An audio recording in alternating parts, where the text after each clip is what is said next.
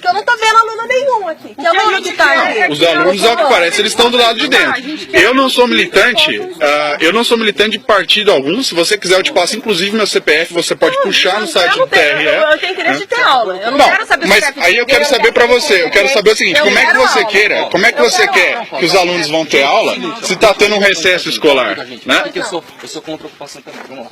Gente, é o seguinte, eu sou o Arthur do canal Mamãe Falei, nós estamos aqui com as mães na porta da escola aqui, e elas querem que os filhos dela tenham aula. Mesmo em Então, recesso. O pessoal não tá deixando. Mesmo em recesso escolar. Aqui, um cara que tá a favor da ocupação. Ó, anota meu CPF aí, 079-694-09911. Puxa no site do TRE e vê se eu sou militante de algum partido. Então tá, ele tá aqui defendendo a ocupação, ele é um cara que é a favor da ocupação, só que nós temos aqui algumas mães, né, inclusive com a filha dela aqui, querendo estudar. Então vamos lá. Mas a senhora tá ciente. O que vocês querem?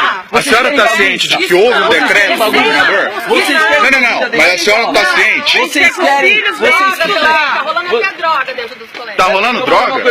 Deixa eu perguntar uma coisinha pra você. Você é representante aqui do Conselho Tutelar. Tá rolando droga nos colégios? Não, nós fizemos uma averiguação nesse momento, não tem nada. Inclusive, só tem sido adolescente. Você é do PT? Você é militante de partido? Célia, eu posso perguntar algumas coisas pra você? Carla, eu não tô no... Como que surgiu essa denúncia? Como que foi? Tá rolando droga? Tá rolando sexo? O que que tá acontecendo aí? Agora a denúncia surgiu, a gente veio averiguar, mas não tem nada concreto nessa denúncia. Até onde o conselho averiguou. Não tem nada disso. Então quer dizer, o que que é isso aqui? Isso aqui é um grupo de um movimento político que tá querendo, quer dizer, eles estão até aqui com a camisa. Camisa do MBL. Sim. Né?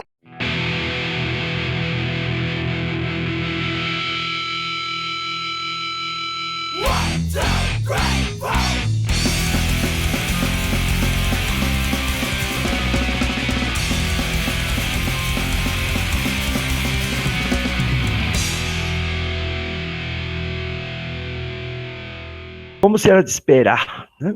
Muita gente veio aí da extrema-direita, ou da direita moderada, ou que escutou as histórias sobre as ocupações, e vieram comentar no vídeo que eu fiz a respeito do Arthur, né, um aliado aí do MBL. MBL é aquele movimento apartidário que recebe dinheiro do DEM, do PSDB, né, aquele grupo super apartidário. Inclusive tem um candidato a vereador que ganhou a eleição em São Paulo aqui, super apartidário. Mas a gente já sabia que eles eram estelionatários eleitorais, né? Então, já sabíamos que eles eram estelionatários eleitorais, não temos do que reclamar. Mas as pessoas que vieram aqui, eu já aguardava que alguns viessem defender encarnecidamente o Arthur. Já vinham ver já para, Arthur, tal, o Arthur é um cara de gente boa, tal. Já achei que algumas pessoas iriam fazer isso, inicialmente. E de fato fizeram. As primeiras fizeram defendendo o Arthur descaradamente. Mas houveram umas que foram as mais interessantes nos comentários do último vídeo, que eu li alguns, respondi alguns, que foram as que ouviram o que eu disse sobre o Arthur, mas ao verem a menina que estava, Ana Júlia, e o comentário que coloquei que ela era mais madura que o Arthur, desqualificaram todas as coisas que eu disse a respeito do Arthur e as colocações que eu fiz ao colocá-la, né? Isso foi o que eu achei mais interessante. Por quê? As afirmações foram as seguintes: a Ana Júlia é filha de sindicalistas e filha de petistas. Então isso já por si só demonstra o interesse do PT por trás dessas ocupações. E de fato ele tem seus interesses nisso. Mas não foi o interesse de coordenar essas ocupações, porque não foram dele. Essa que é a grande sacada e a grande jogada da elite brasileira em ter criado o Partido dos Trabalhadores, digamos assim, né? Não que o Partido dos Trabalhadores veio da elite brasileira, mas foi a elite brasileira que permitiu uma correlação de forças ali que gerassem sindicalistas lulistas. Para quem não é do ABC Paulista, e para quem não teve a maior parte dos pais, ou tios, né, igual eu tive, os parentes todos trabalhando nas redes da Mercedes, da Ford, da Volkswagen, durante o processo da década de 80, vocês não têm muito conhecimento a respeito, para quem não tem essa correlação, de como funcionava o sindicato, e funciona até hoje, com um paralelograma de forças para estabelecer relações de de poder mesmo. Então, o sindicato ele se estabelece verticalmente e segura firmemente a luta dos trabalhadores, porque ela não vai até uma determinada linha. Quando o Lula encerrou a maior greve do ABC, da história recente do ABC naquela época, já passamos, as outras greves todas já passaram aquele período, aqueles 15 dias de greve nas montadoras. O governo socorreu a Volkswagen em alguns milhões de cruzeiros na época, né? Chegavam a ser bilhões de cruzeiros. Logo em seguida, para amenizar os prejuízos, né? Então, essa foi a correlação mais forte ali. A mesma coisa acontece agora. Então, assim, o governo ajuda essas empresas que querem a escola para si. E aí vem um cara liberal e faz o reforço disso. Vai tomar no cunha, vai tomar no cunha. O financiamento do MBL é principalmente por crowdfunding, através de doações na internet e através da nossa loja. Quando é o financiamento, que vocês têm empresários nesse Não, crowdfunding? é só de pessoas físicas. Não tem nenhum empresário? Infelizmente não.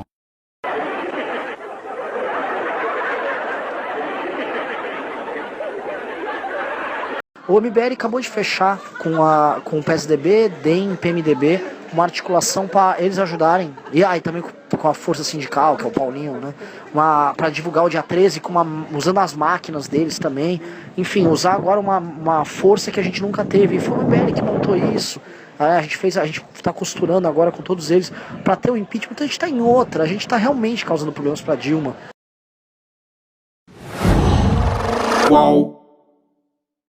Aqui no Rio de Janeiro foi feita uma parceria entre o MBL, na pessoa do Bernardo Sampaio, e na minha pessoa, Igor Oliveira, pela juventude do PSDB. Fizemos um projeto de a JPSDB captar com amigos, com colaboradores, o valor referente à hospedagem, alimentação no translado, entre outras despesas, e o MBL chegar com o ônibus. O Bernardo conseguiu captar 50% do valor envolvido no ônibus e ficou pendente de 50%.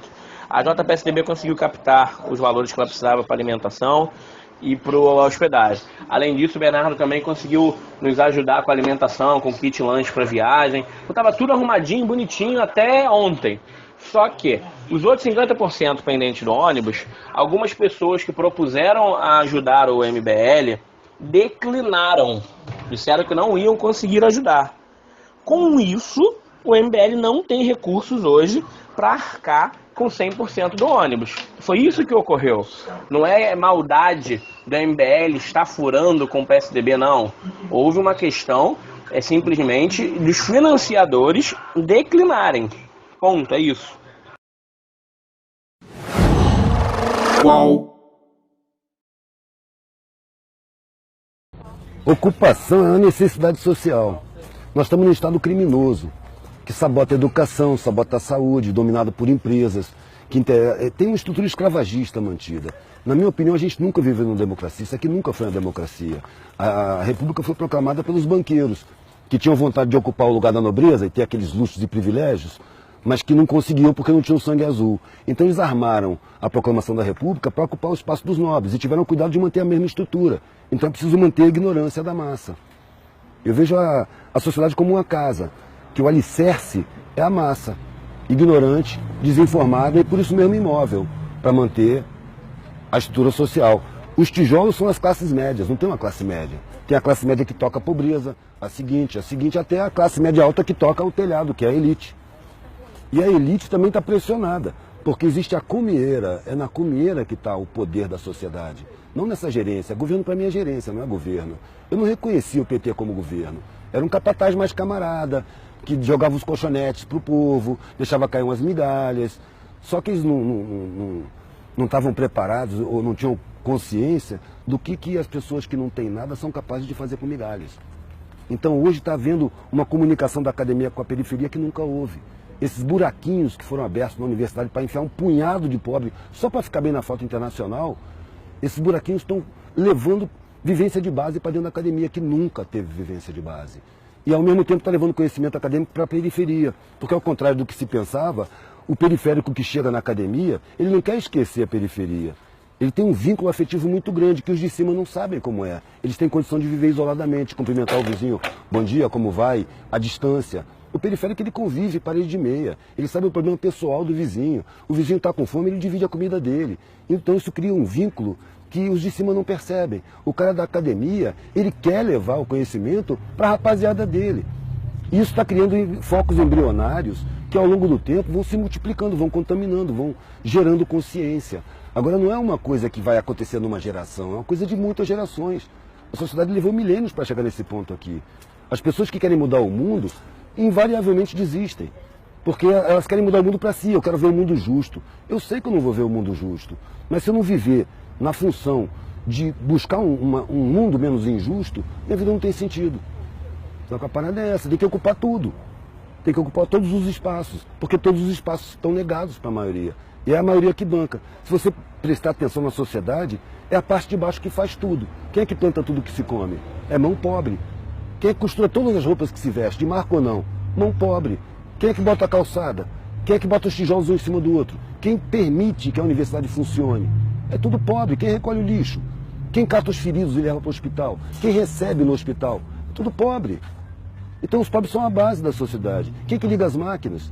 São os pobres. Aí você pega o sistema tributário. Quem é que financia o Estado? A massa tributária sai do consumo. Então o pobre financia o Estado. Os pobres, eles constroem, eles botam para funcionar, eles mantêm, reparam, eles sustentam o Estado. E, no entanto, são enganados, são inferiorizados, são sabotados, têm seus direitos humanos negados, seus direitos fundamentais, sabe? Então, são colocados em uso, como se fossem animais. É ali que precisa tomar consciência, porque é ali que está a força da sociedade. Só que está inconsciente. Para isso se nega a instrução, se nega a educação, como num sistema escravagista. O escravo não pode saber ler, não pode ter instrução, porque senão ele se esclarece e se revolta. É isso que acontece, na minha visão. A parte mais importante da comunicação é o receptor. Então não adianta eu chegar lá e falar em paradigma. Sabe? Não adianta eu falar academês. O academês foi formulado para servir de cerca de arame farpado para o conhecimento não alcançar a maioria, para não dar acesso. É preciso pegar essa cerca e derrubar. É preciso falar errado, é preciso engolir plural, errar concordância. É fácil falar. O Einstein já dizia, se você não consegue falar para sua avó o que você acabou de aprender, então você não entendeu direito. Você tem que falar a língua do ignorante, porque ele foi ignorantizado. Quando eu estou diante de um cara desdentado, analfabeto, eu não estou diante do inferior, eu estou diante de uma vítima de crime social. A sociedade é criminosa. Então se eu tive meus direitos respeitados, eu tenho uma dívida com essa galera, eu não tenho superioridade. Eu tenho uma responsabilidade a mais, eu tenho que ser mais tolerante, eu tenho que aprender a falar a língua dele, para mostrar para ele que ele não é inferior porra nenhuma. Isso é uma grande mentira. Ele é a base da sociedade, e é o mais forte de todos, porque o patrão, se ele perder os empregados, arrisca ele não saber fritar um ovo. Quem faz tudo são os empregados. Quem trabalha com dificuldade se fortalece, supera dificuldades. Quem tem muita facilidade não supera dificuldade, precisa de alguém para superar para ele. Por isso a dependência dos de cima para os de baixo, eles dependem dos de baixo. E aí para inferiorizar, para os de baixo não ter consciência. Eu fico pensando assim, que moral tem o cara que paga uma pessoa uma grana que ele jamais aceitaria para fazer o que essa pessoa vai fazer? E no entanto isso é lugar comum. O empresário fala, eu dou emprego cacete, você explora as pessoas, paga o mínimo, corta direito trabalhista, ainda olha para os caras com desprezo. Isso é uma ideia desumana. Sabe, a cúpula da sociedade não tem humanidade, a humanidade está na periferia, que divide o último pão, sem pensar, amanhã a gente vê como é que fica. Você não vai ficar sem comer não, toma aqui. É isso que é bonito. Eu nasci na elite, eu fui encontrar a parte mais linda da humanidade na periferia, pedindo comida, dormindo no chão. Ali eu encontrei a humanidade mais bonita. Só que eu percebi, ali está todo mundo ideologizado, está todo mundo sabotado. Sabe, é uma puta sacanagem, sabe? Eu prefiro falar com os de baixo, para mostrar que eles não são fracos não são inferiores não. Eu paro para botar gás na Kombi velha que eu tenho e pergunto pro cara assim, meu irmão, imagina, primeiro eu falo com o cara, eu chego lá, o cara fala, ô patrão, eu já fiz alguma merda, mas me desculpa aí, o que eu fiz? Eu falo, não, por quê? Tu tá me xingando, velho, patrão? Patrão é um parasita, velho, que trepa nas tuas costas, vive às suas custas, diz que tu que vive às custas dele. Que te esfola, te ameaça, te espreme, te cobra, te paga uma merreca e acha que você tem que ter gratidão por ele. Imagina que seu patrão perdeu os empregados, perdeu o que ele tem que ver a sua vida. O que ele faz? 99% das vezes o cara responde, ele se mata. Claro que se mata. Ele não tem peito para encarar as dificuldades. Ele só encontra facilidade. Facilidade fragiliza. É a dificuldade que fortalece. Então os mais fortes eles estão inconscientes. É preciso mostrar para os mais fortes que eles são, que eles não sabem. A sociedade não deixa eles saberem.